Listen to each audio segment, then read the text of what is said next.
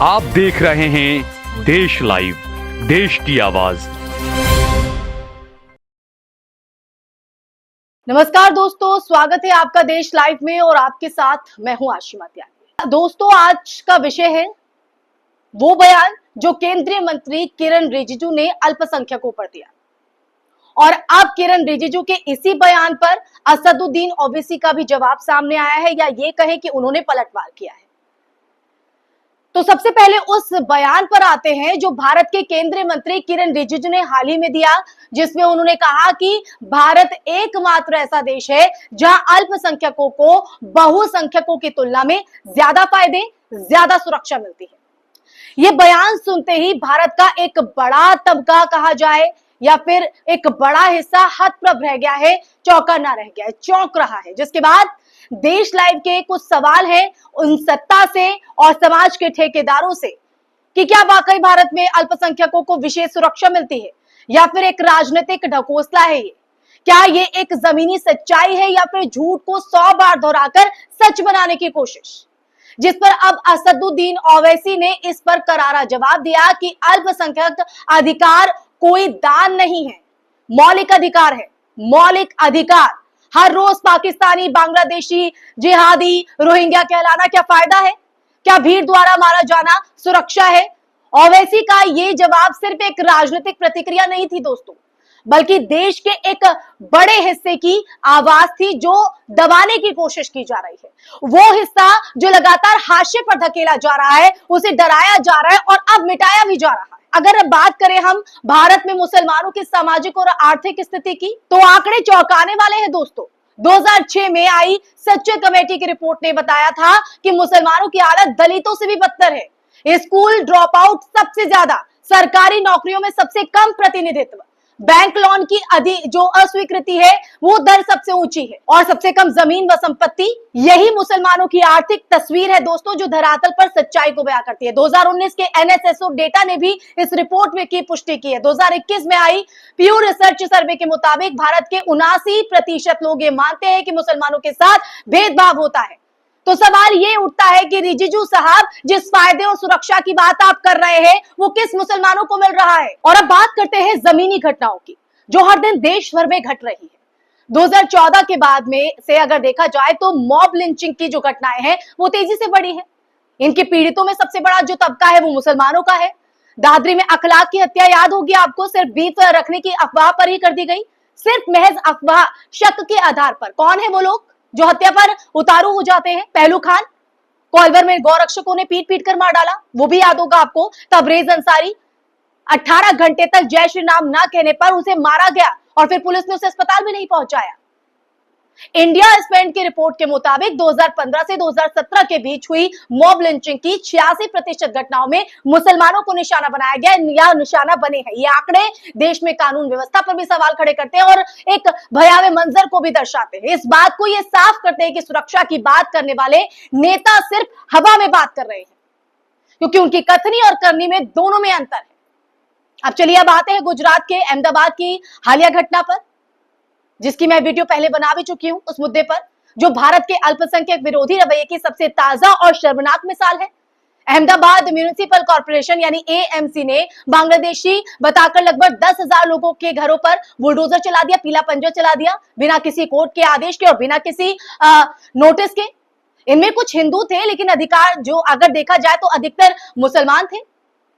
क्या इस तरह की कार्रवाइयों के लिए कोई नोटिस नहीं होता है? एक प्रक्रिया के तहत सब कुछ होता है, लेकिन यहां पर तो वो नहीं दिखाया गया। और बात कर रहे हो आप अल्पसंख्यकों की सुरक्षा की, उनके फायदे की, क्या ये फायदा है? इसीलिए दोस्तों आज मैं किरण रिजिजू के इसी बयान को लेकर बात कर रही हूं आपसे, चर्चा कर रही हूं आपसे, क्योंकि आरोप प्रत्यारोप तो चलते रहते हैं, लेकिन जो बात यहाँ पर की जाती है, जो बयान बड़े बड़े दे दिए जाते हैं मंच से, उनमें सच्चाई कितनी है ये जानना हमारा और आपका काम है। और देश लाइव इसमें कहीं ना कहीं अपनी एक अहम भूमिका निभा रहा है। देश लाइव ऐसे मुद्दे उठाएगा जो आपसे सीधे जुड़े हुए हैं, वो सच आपको दिखाएगा जिससे कहीं ना कहीं आपको वंचित रखने की कोशिश होती है। तो एएमसी की इस कार्रवाई को किस तरह से देखा जाएगा? बिना आदेश, बिना किसी नोटिस के। ठीक है, इसमें कुछ हिंदू भी थे, लेकिन ज्यादातर तो मुसलमानों की संख्या थी। इन लोगों को न सिर्फ घर से बेदखल किया गया दोस्तों, बल्कि उनकी पहचान पर भी सवाल उठाया गया। इन गरीबों की आवाज कोई नहीं बना सिवाय एएमसी में नेता विपक्ष शहजाद खान के। वो एक भगवान का रूप लेकर उनकी मदद के लिए आ गए, जिन्होंने म्युनिसिपल कमिश्नर से लड़ाई लड़ी, इन लोगों के लिए सरकारी आवास की योजना की मांग की और फॉर्म भरवाए। लेकिन ये काम एक विपक्षी नेता कर रहा है, जबकि केंद्र सरकार खुद अल्पसंख्यकों की रक्षा का दावा कर रही है। क्या ये फायदा है? क्या ये सुरक्षा है? दरअसल अगर देखा जाए तो भारत में मुसलमानों की पहचान को सिस्टमैटिकली, जी हां, एक सुनियोजित तरीके से कमजोर किया जा रहा है। उन्हें रोजाना शक की नजरों से देखा जाता है। बंगाल का कोई मुस्लिम बांग्लादेशी कहलाता है, उत्तर भारत का मुसलमान पाकिस्तानी, गरीब मुसलमान रोहिंग्या और धार्मिक मुसलमान जिहादी। यही हो रहा है ना देश में। यह सुनियोजित रणनीति है जिससे एक पूरे समुदायों को अन्य बनाया गया है, अलग कर दिया गया है।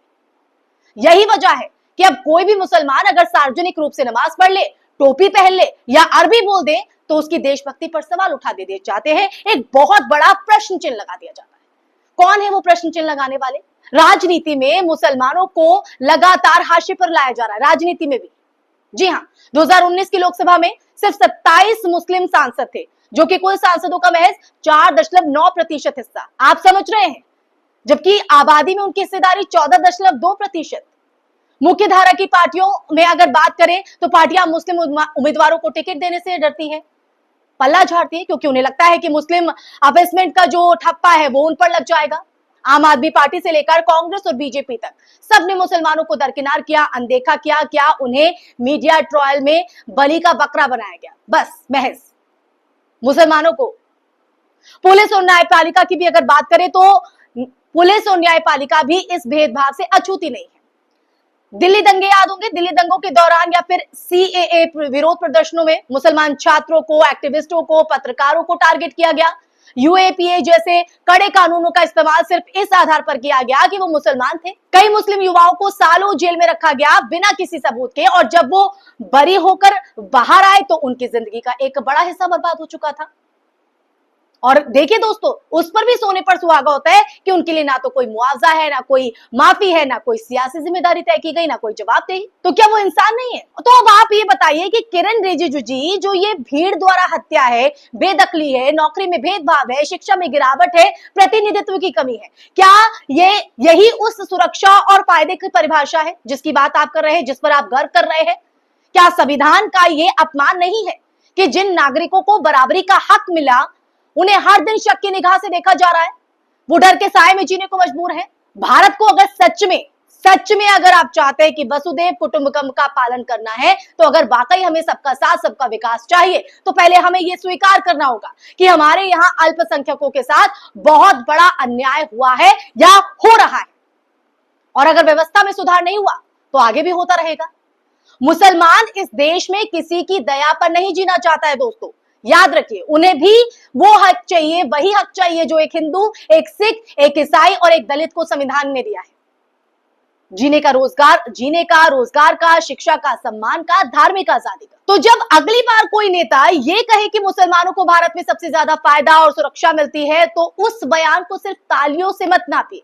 जी हाँ, सोचिए कि वो बयान कितनी लाशों, उजड़े घरों, बेरोजगारों, नौजवानों और डरे हुए बच्चों के जख्मों पर बोला गया है। कड़वा सच यही है कि आज भारत में मुसलमानों की स्थिति एक असुरक्षित अल्पसंख्यक की है, और उस सुरक्षा को छुपाने के लिए इस तरह के बयानों की जरूरत जो है वो नेताओं को है, मुसलमानों को नहीं। इसलिए उनकी आवाज बनिए दोस्तों। इसलिए मैं हर वीडियो में आपसे गुजारिश करती हूं कि आप आगे आइए, क्योंकि जनता जो कर सकती है वो एक शख्स को फर्श से अर्श पर ले जाती है और अर्श से फर्श पर भी ला सकती है। तो ये तो हमें तय करना है, हमें और आपको आगे आना होगा। देश लाइव तो अपनी भूमिका निभा रहा है, अपनी आवाज बुलंद कर रहा है। तो आपको मेरी आज ये जो विषय रहा है, जिस पर हमने आज ये चर्चा की है, ये बयान किरण रिजिजू का, आप इसको लेकर क्या राय रखना चाहते हैं? कमेंट बॉक्स में जरूर कमेंट करके बताइएगा, और मेरी बात से आप कितना सहमत है वो भी जरूर आप कमेंट में करिए। अगर आपको मेरी वीडियो पसंद आई होगी तो आप इसे ज्यादा से ज्यादा शेयर कीजिए, लाइक कीजिए और हमारे चैनल को सब्सक्राइब कीजिए, ताकि देश लाइव जो भूमिका निभा रहा है वो आगे भी ऐसे निभाता रहे और जोश के साथ जो है आपके साथ बना रहे, आपकी आवाज को बुलंद करता रहे। इसी के साथ इस विषय पर इस वीडियो में फिलहाल के लिए बस इतना ही।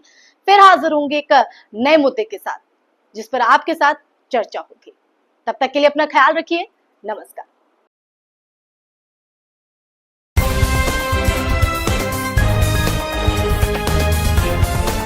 देश और दुनिया की तमाम छोटी और बड़ी खबरों के लिए हमारे चैनल को सब्सक्राइब करना न भूलें और बेल का बटन जरूर दबाएं।